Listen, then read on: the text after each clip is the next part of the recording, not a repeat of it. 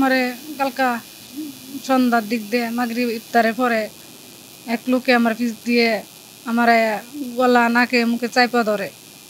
কত কুস্তি করলাম, হাতে গলা চাইপা ধরে, মুখে চাইপা ধরে। খুব কষ্ট হয়েছে আমার। দিয়ে আমি দম ছাড়তে না, বাবার দে একবার ডাইনার দে, উন্না দিয়ে মুখের মাঝে হিবলা দে, উন্না দিয়ে মুখ বাঁধার চেষ্টা করে, হাত বাঁধার চেষ্টা করে, কত কিছু করছে। কত তো আর আমার মনে থাকে না। আমি তো তখন আমার জ্ঞানী এক হারার মতন হয়ে গেছি ভাই। আমি আর কি বলবো, আপনারা তো জানেন একটা মাইয়ার কাছে একটা মান সম্মান ইজ্জত বড়, এর সে আর কিছু নাই।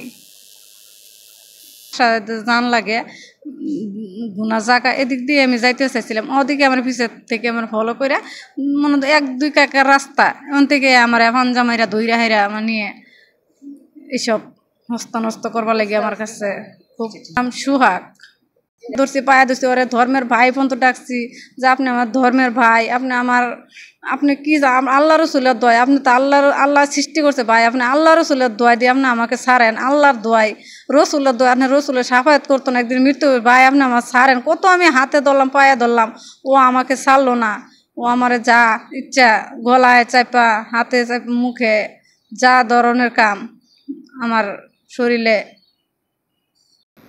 এরকম একটা ঘটনা ঘটছে, আমরা সূক্ষ্ম বিচার চাই। আর আমার মেয়ের ঘরে 3টা কন্যা সন্তান আছে। এই খারাপ মেয়ে মানুষে বলবো যে মেয়েটা খারাপ, এই খারাপ মেয়ের 3টা সন্তানের বিয়ে হইব নাকি, মানুষের বিয়া শাদি করবো নাকি? আমার এখন 3টা, একটা না 4টা জীবন আমার নষ্ট করে দিছে। চাইছে এলাকার মাসি এখনো বিচার চাইতেছে।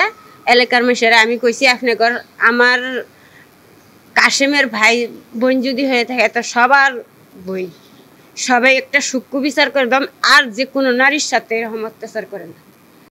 সুষ্ঠু বিচার চাই। এলাকার মানুষ বলছে আর বিচার করবে, কঠোর বিচার করবে। তখন আমি বলছি আপনারা তো বিচার করেন, তা আপনারা স্যারে তো আমরা যাবো না, তা আপনারা কী বিচার করবেন করেন? করবো, আমরা বিচার করবো, আপনারা আইনে আসা যায় না। তারপরে আমরা বলছি যে আমরা আইনে আসো, আমরা রুগী তো সুস্থ করতে হবে, হাসপাতালে নেই, রুগী সুস্থ করি, তারপরে না বিচার। আমরা কালকে রাত্রে 11টা বাজে আসছি হাসপাতাল।